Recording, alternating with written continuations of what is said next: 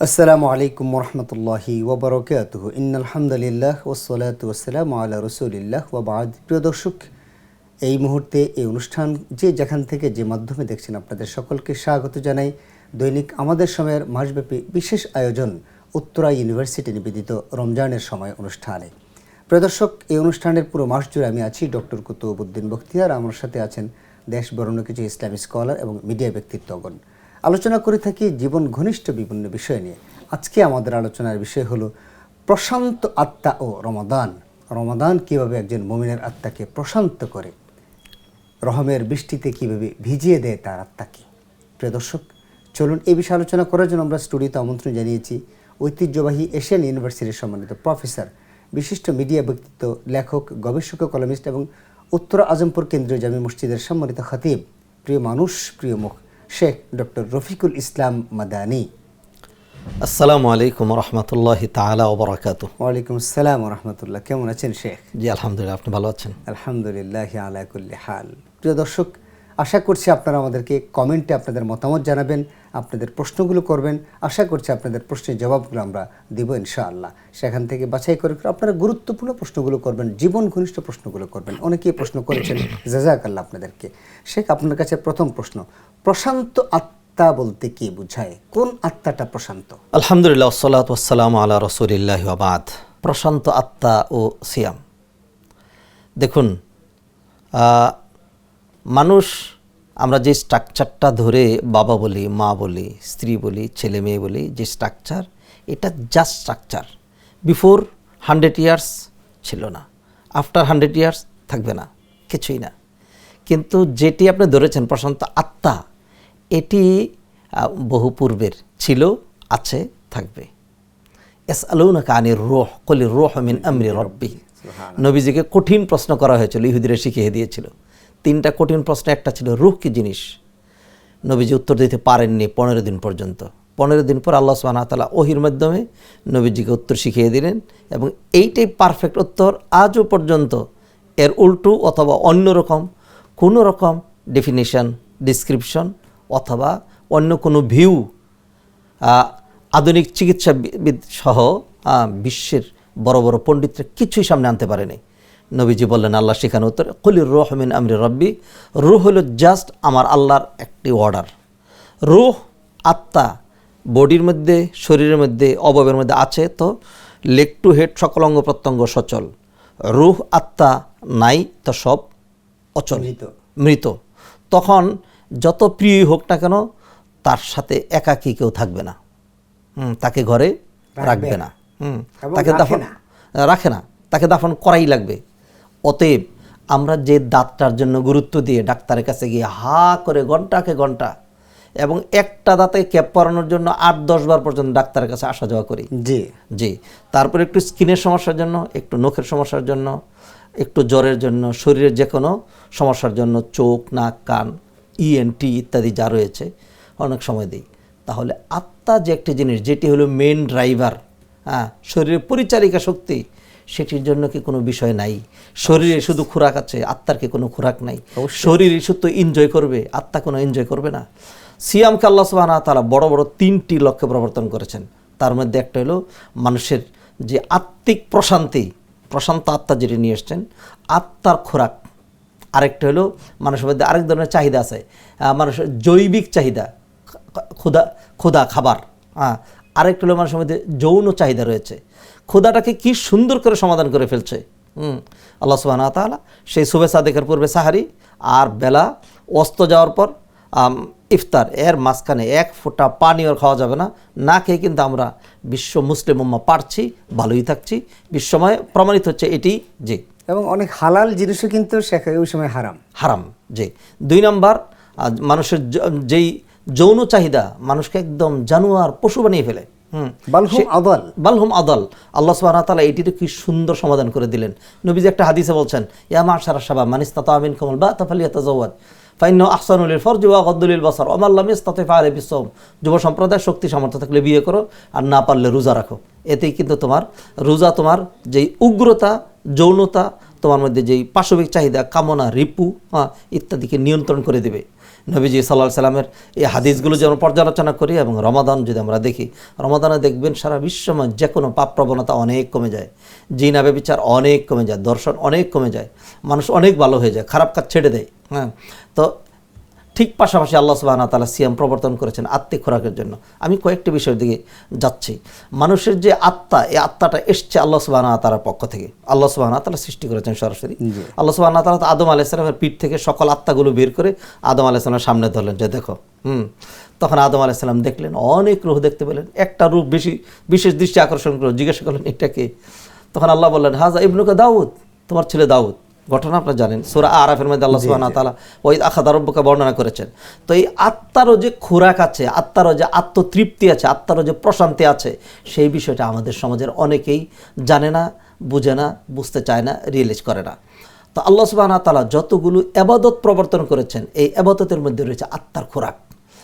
একটি হাদিস বলি, নবীজি সাল্লাল্লাহু আলাইহি ওয়াসাল্লাম বলছেন যে মাজতামা কওমুন ফি বাইতিন মিন বুয়ুতিল্লাহি ইয়াতলুনা কিতাবাল্লাহি ওয়া ইয়াতাদারাসুনাহু ইল্লা নাযালাত আলাইহিমুস সাকিনা ওয়া গাশিয়াতুহুমুর রাহমা।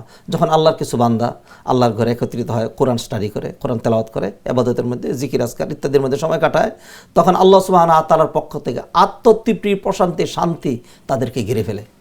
দুনিয়াতে আপনি দেখবেন আধুনিক এই মানে মেটেরিয়ালের যুগে, এই বস্তু জগতে আপনি দেখবেন সব কিছু you can buy anything you need if you have money, সব কিন্তু পাচ্ছেন। একটা জিনিস পাওয়া যাচ্ছে না, সেটা হলো শান্তিনগর বলেন, শান্তিগঞ্জ বলেন, আর শান্তিপুর বলেন, অশান্তিতে ভরপুর। জি, যদি শান্তি পেতে হয় তাহলে আপনাকে দিনচর্চা, সিয়াম, সালাত, কোরআন এগুলির মধ্যে আসতে হবে। প্রশান্ত আত্মার জন্য একদম স্পেশালি কি দরকার? আলা বিযিক্রিল্লাহি তাতমাইন্নুল কুলুব। নবীজি সাল্লাল্লাহু আলাইহি ওয়াসাল্লাম বলেন লিস-সাইমি ফারহাতুন ইনদা ফিতরিহি ওয়া ফারহাতুন ইনদা লিকাই রাব্বি। দর্শক শ্রোতা ভাইদের কাছে প্রশ্ন রাখছি, এই যে দীর্ঘ 11 দিন এইবার আমরা সিয়াম পালন, দীর্ঘ মাস সিয়াম পালন করে যাচ্ছি আমরা, তো এই সিয়ামের মধ্য দিয়ে যে have we got hour mental pleasure or not, this is my question. আমরা কি আত্মতৃপ্তি পাই নাকি পাই না?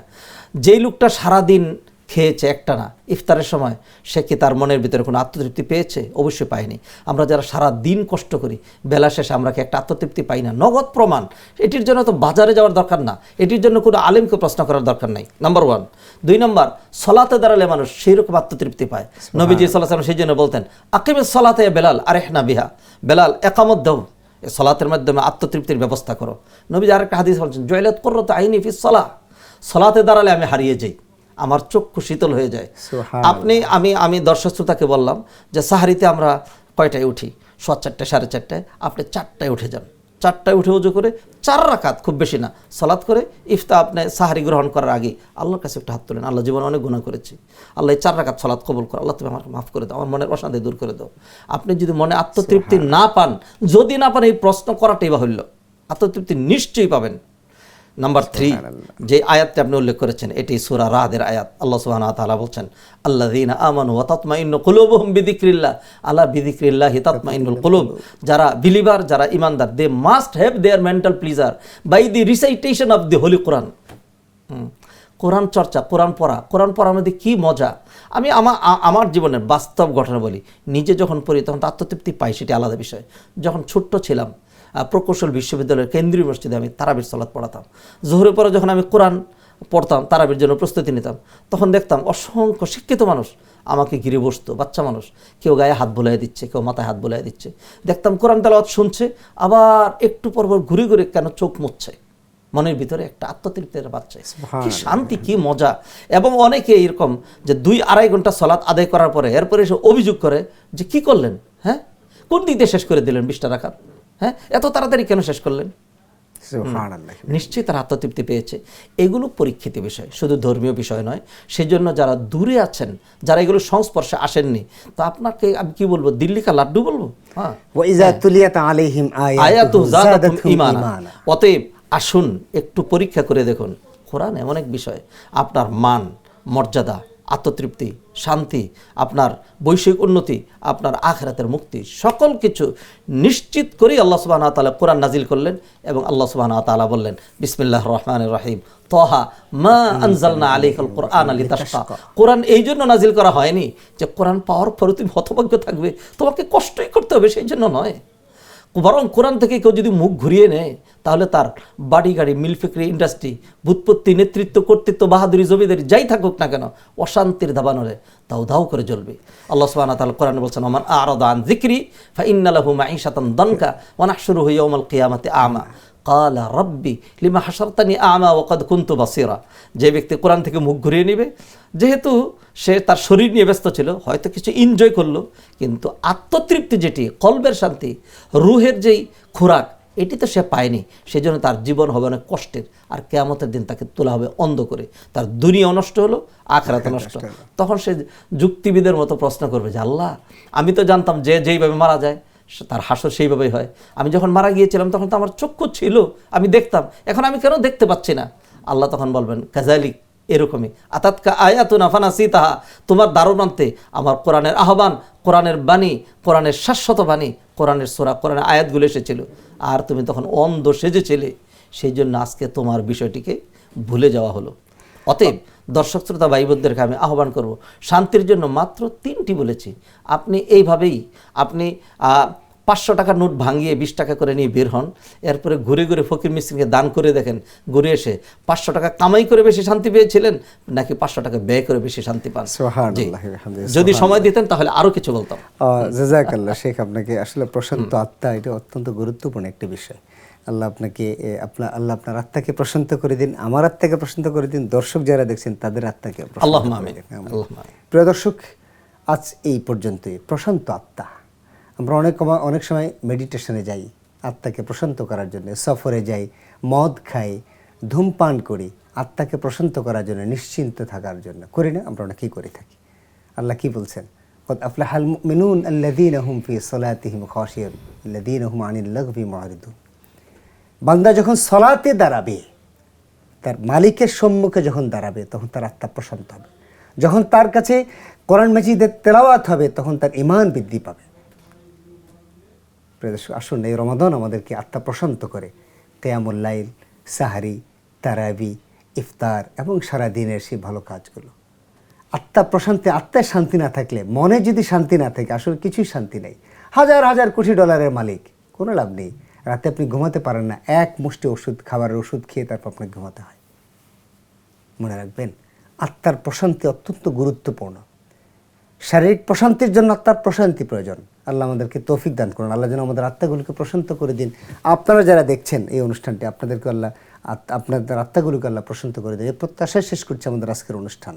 আসসালামু আলাইকুম রহমতুল্লাহি ওয়া বারাকাতুহু।